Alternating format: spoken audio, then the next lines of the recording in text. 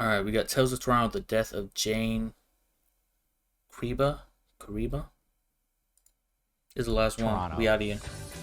Known as the city of neighborhoods, one of the most diverse in all of the world. What the fuck is this? In a sense, Toronto really is a city that's still defining itself.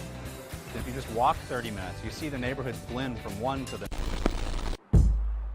More than 70 alleged gang members were picked up in early morning raids yesterday, including those of the 5 Points Generals, the false... But they got Ricos in Toronto?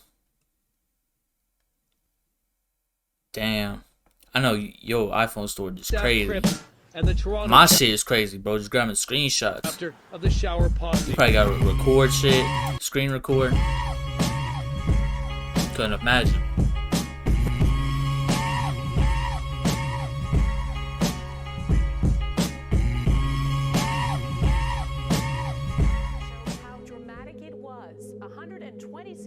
By December of 2005, the rapidly growing city of Toronto, Ontario would have survived a devastating flood, a rare tornado outbreak, and the infamous summer of the gun. However, tornadoes in Canada? On the night of Boxing Day, one incident would take place that would rewrite Canadian legislation.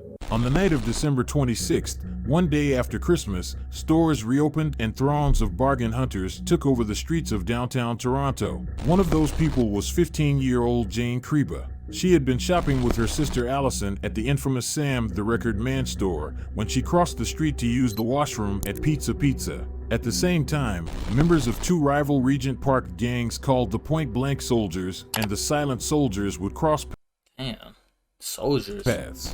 The Point Blank Soldiers are regarded as the OGs of Toronto rap. Although the activity of the crew has since dissipated in the last decade, they definitely set a standard for all Toronto artists as they were one of the first to go mainstream. And although they garnered a lot of attention for the city didn't show any love back. I called Joe, and he basically said, and it's like in Toronto, bro, they already like at a disadvantage because like if you make rap music was generated and made in the United States, bro. So it's like it's the same thing with like UK drill. It's hard to like transfer over to US audience because when you're rapping, it's hard to go global, but you gotta have love for your city in the first place. Cause like Toronto, if they're not gonna show you no love, and that's your home team, like who's gonna show you love at first? They were one of the first to go mainstream. Super hard to do. And although they garnered a lot of attention for the city didn't show any love back. I called Joe, and he basically said, long story short is the 51 division called him. Oh, man, I thought they was talking about like the fans not showing no love. Said not to allow this band to perform tonight, that you should expect a shooting or some violence to happen at the show. You'll have the whole of Regent Park, all these rough kids coming out, and we're going to send undercovers from 14 divisions. Toronto Star noted that top members of Point Blank originated from the Regent Park crew and were believed to be a major component in the drug operations surrounding the area. It is believed that the gang also rented firearms out to allied members. Point Blank has made a lot of enemies in the recent years, but nothing as serious as the internal war they were fighting. In a bitter internal dispute, several Point Blank members left the group and formed their own crew called the SLIXZZ. Pre-dawn raids targeted two GTA street gangs this morning. Police busted down doors, executing dozens of search warrants. 53 search warrants executed across the GTA. There were RoboCops with semi-automatic rifles in the lobby of my building. RoboCops. The targets, two rival gangs called the SLIXZZ and the Asian Assassins. Both gangs linked to a number of shootings, according these names is crazy to police. These two rival gangs were incredibly ruthless. SLIXZZ increased their numbers by recruiting youngsters from the deteriorating Regent Park neighborhood and forced them to sever any ties they had with Point Blank. Some of those shooters included Tyke, who is currently locked up for the death of Regent Park's Halal Gang Santana, and Christopher Husbands, who is currently serving a life sentence for the Eaton Center shooting, which left two other SLIXZZ members dead. By 2005, you really think about it, these are people's lives that just thrown away and just forgot about, bro. That's really crazy. The volatile feud between Point Blank and Sick Thugs would reach its peak as the two crews would encounter each other at a packed Foot Locker in the heart of downtown Toronto. And as you can expect, it did not end well. Hello everyone, I'm Diana Swain, right now in Toronto. Surprising new details about what may have triggered the deadly Boxing Day shooting. It's allegations that something as trivial as a stolen cell phone sparked the Boxing Day shootout. 15-year-old Jane Creba was killed in the crossfire on Boxing Day. 6 others were wounded. Last June, police charged 3 men with second-degree murder and 6 men with manslaughter in what police believe was a shootout between 2 rival gangs. Damn. 15-year-old Jane Creba was killed after being caught in a shootout between Sick Thugs and Point Blank associates outside of a packed Foot Locker. Immediately after Like, are y'all dumb or are you dumb, bro? Like, what do you expect when you're having a shootout downtown in the middle of, like, hella people, hella civilians around? Y'all just gonna have a shootout? I understand it's shoot on sight, you feel me? Y'all beefing. But it's like, damn, like, that's some dumbass shit to do. Like, have shootings in public areas and shopping malls and shit like that. It's one thing if you're gonna shoot out on each other's blocks where you feel poverty and shit like that. Please probably don't care about that shit. When you're doing a public and tourist attractions in downtown, that's when people gonna start to care, because innocents are gonna start getting killed, start getting hit. the shooting, Toronto police were able to identify 4 primary suspects: Jeremiah Valentine, Lewis Woodcock, Jorrell Simpson Rowe, and Tyshawn Barnett. Toronto police wasted no time in beginning interrogations, and the first one-up was 17-year-old Jorrell Simpson Rowe. Just 1 hour after the shooting, police were able to track Jorrell at Castle Frank Station and arrest him. He was found with a handgun and a phone belonging to a known Von Blood named Richard Steele, who he had just robbed hours before the shooting. At the time, Toronto police weren't sure who pulled the trigger on the gun that killed Creba, but they believe as many as 10 to 15 people were involved, and they pledged to hunt them all down. During interrogations, Jorrell, who was the nephew of a Point Blank member named Hoover, told investigators that before the shootout happened, he, along with Lewis Woodcock and Tyshawn Barnett, known members of the Martha Eaton Way crew, gathered with other members at the Eaton Center Mall. Upon arrival at the mall, the group engaged in a series of threatening and assaultive acts towards other shoppers. CCTV also captured the moment Richard Steele was robbed by Jorrell and the others. Damn, they active. Following the robbery, the crew left the mall and walked north to the Foot Locker store located on the west side of Yonge Street. It is alleged that the group entered the store and encountered Jeremiah Valentine, who was with a friend named Milan Mijatovic. They were both known Sick Thugs members, but the Martha Eaton Way members believed Valentine was a rival Von Blood. Valentine, Woodcock, and Barnett were armed with loaded firearms at the time. After spending a few minutes inside the Foot Locker, all of the accused left the store at the same time, and a confrontation took place on the sidewalk outside of the store, where the area was crowded with hundreds of Boxing Day shoppers. Valentine proceeded to face the Martha Eaton members and spoke briefly with one of them. Valentine was agitated due to them staring at him and his friend Milan, so he began waving one of his arms in the air. In the sleeve of the arm was a gun, which the Martha Eaton members quickly noticed. As Woodcock and Barnett drew their weapon, Valentine fired the first shots in their direction. Woodcock and Barnett proceeded to fire back. 15-year-old Jane Creba was killed in the... Question is, oh, he shot him. I'm about to say, if they would have shot him, I think he would have still got locked up, because he started shooting first and they just retaliated. And if they would have hit Jane, they would have put the blame on him, because he's the reason they shot back, was because he shot first. Barnett proceeded to fire back. That's so stupid. 15-year-old Jane Creba was killed in the crossfire on Boxing Day. Injured 3 people? Yo, how many times did he shoot? Last June, police charged 3 men with second-degree murder and 6 men with manslaughter in what police... Damn, that's a crazy last name. Shot Valentine's friend, Milan, and injured 2. Believe was a shootout between 2 rival gangs. 14 other men were also picked up on drug and weapon offenses as part of the probe dubbed Project Green Apple, named for Creba's favorite fruit.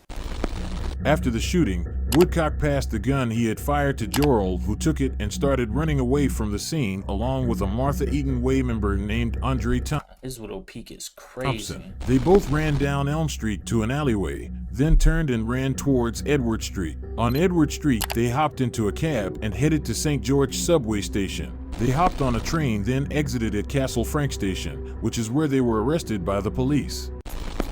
Soon after Jorrell was arrested, Project Green Apple commenced, and in unprecedented events, Toronto police received authorization to wiretap 250,000 devices targeting anyone associating with SLIXZZ, Martha Eaton Way, and Point Blank members. The amount of information seized from these wiretaps essentially closed the case for them, as many key suspects unknowingly confessed their involvement in the death of Jane Creba, including Jeremiah Valentine and Richard Steele, both of which were arrested during Project Green Apple. I hope you find out what's going on with your investigation, you know what I'm saying? Oh, believe me, we're... All right. You know when I said to you, we're missing one little piece of the puzzle to put the eyes and nose on it? Yeah. We're this close. Okay. We're this close. It's cool. That close. And you know what? We'll be there. All right. Yeah, we'll be there. And yeah,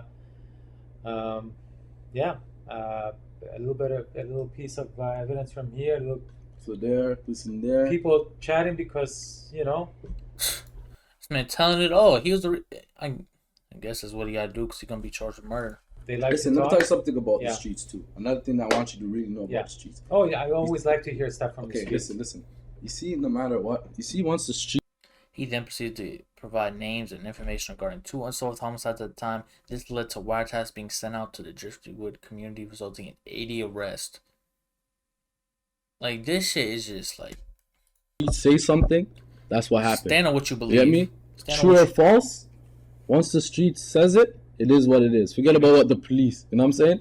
From the streets are saying something, that's what people are going by. You know what I'm saying?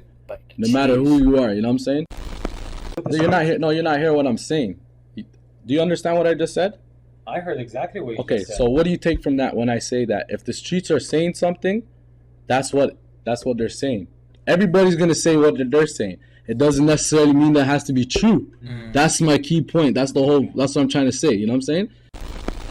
Facts speak it out. Yeah, And you see your facts? Like, I'm confident. You get me? So just find your facts and holler at me when you have your story straight. You know what I'm saying? Yeah. That's it. He's too confident. Legal proceedings would not take place until 2007, when Richard Steele is forced. He's like, hey, come back with me when you get the information. I'll tell you more. Like, bro. Better hope that black and white don't come out. To take the witness stand against Jeremiah, Jorrell, and Tyshawn. During trial, he lashes out in a torrent of objections, making it known that he will be killed if he took the stand. But the judge showed no mercy. Yeah. The cops want me dead. A lot of people want me dead, Richard contends. I'm between a rock and a hard place right now the way it's looking, but I'm not running away. After much deliberation, the judge would drop the murder charges, but he would still be convicted. Wait, who's trying to take the stand? It's not Jeremiah, some other dude? A lot of people want me dead, Richard contends. I'm between a rock and a hard place right now the way it's looking, but I'm not running away. After much deliberation, the judge would drop the murder charges, but he would still be convicted of gun and drug trafficking crimes in relation to Project Green Apple. He was released from jail in June that same year. Then, just 5 months after his release, he and 3 other men were caught by cops in Hamilton in a vehicle with drugs and a gun. He was later convicted of possession of a prohibited firearm. I'm so confused. Who's the still dude?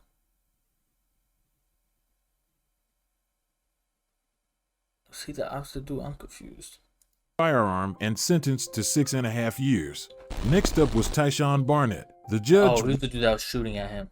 So he basically got off with nothing, just got weapons possession, and then walked away, and then got picked back up like an idiot. Wasted no time in convicting Barnett of manslaughter and 4 counts of aggravated assault. He was sentenced to 12 years behind bars. It's unclear when he was released from prison, but Barnett, now 35, was among 114 suspects arrested as part of Project Sunder, a year-long, province-wide investigation into drug dealing and human trafficking that targeted the Eglinton West Crips. Well, it is some Serious firepower now off the streets, what's being called the dismantling of a violent street gang. Drugs and cash also seized as part of an investigation that started small but turned into something a whole lot bigger. Police say Project Sunder started by focusing on a gang called the Eglinton West Crips. Police allege the gang They got is snipers? responsible The fuck? They got snipers, shotguns, like assault rifles. They got everything. Murders, attempt murders, firearms occurrences, including reckless discharges, drug and human trafficking.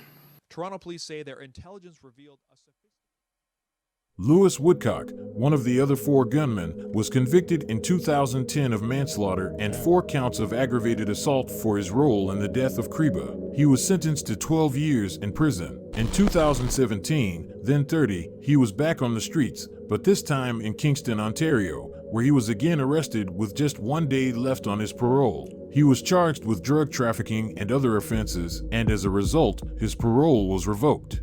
Joel Simpson Rowe, who was 17 at the time that is terrible, bro. Of the shooting, was convicted of second-degree murder and sentenced as an adult in 2009 to life with no chance of parole for Simpson Rowe, who was 17 at the time of the shooting, was convicted of second-degree murder and sentenced as an adult in 2009 to life with no chance of parole for 7 years. In his most recent hearing, he was denied day parole as officers noted him displaying problematic behaviors in prison, including assaulting a visitor and engaging in physical altercations with other inmates. A visitor? They went on further saying, when the board reviewed the various institutional incidents which have occurred since your last hearing, you agreed you have not made the best choices. However, you continue to place blame on others and justify your behavior. Joel is still incarcerated. Jeremiah Valentine was the last person to be sentenced. As the shooter who fired the bullet that killed the 15-year-old girl, he was sentenced to life in prison with no chance of parole for 12 years. What does that mean? You only served 8 or 12? Damn, this motherfucker bit the cheese and still got 12. Jeremiah's still incarcerated. Damn. Damn.